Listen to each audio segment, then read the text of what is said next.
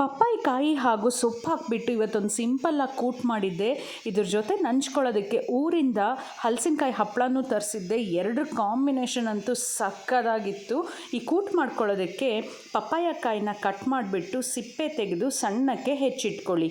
ಈಗ ಕ್ಲೀನಾಗಿ ತೊಳೆದಿರೋ ಅಂಥ ತೊಗರಿಬೇಳೆಗೆ ಸಣ್ಣಕ್ಕೆ ಹೆಚ್ಚಿ ತೊಳೆದಿರೋ ಅಂಥ ಸೊಪ್ಪು ಹಾಗೆ ಪಪ್ಪಾಯಿ ಕಾಯಿ, ಒಂದು ಸಣ್ಣ ಕಪ್ಪಲ್ಲಿ ನೆನೆಸಿಟ್ಕೊಂಡಿರೋಂಥ ಕಡಲೆಕಾಳು, ನೀರು ಹಾಕಿ ಕುಕ್ಕರಲ್ಲಿ 4ರಿಂದ 5 ವಿಷಲ್ ಕೂಗಿಸ್ಕೊಳ್ಳಿ.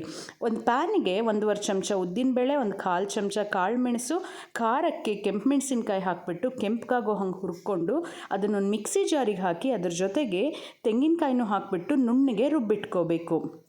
ಈಗೊಂದು ಪಾತ್ರೆಯಲ್ಲಿ ಹುಣಸೆಹಣ್ಣು ನೀರು ಹಾಗೆ ಬೇಯಿಸಿಟ್ಕೊಂಡಿರೋಂಥ ಸೊಪ್ಪು ಕಾಯಿ ಜೊತೆಗೆ ರುಬ್ಬಿರೋ ಮಸಾಲೆ, ಉಪ್ಪು ಹಾಕಿ ಚೆನ್ನಾಗಿ ಕುದಿಸಿ ಕೊನೆಯಲ್ಲಿ ಸಾಸಿವೆ ಒಗ್ಗರಣೆ ಕೊಟ್ಟರೆ ಸಕ್ಕತ್ತಾಗಿರೋಂಥ ಕೂಟು ರೆಡಿ ಆಗುತ್ತೆ.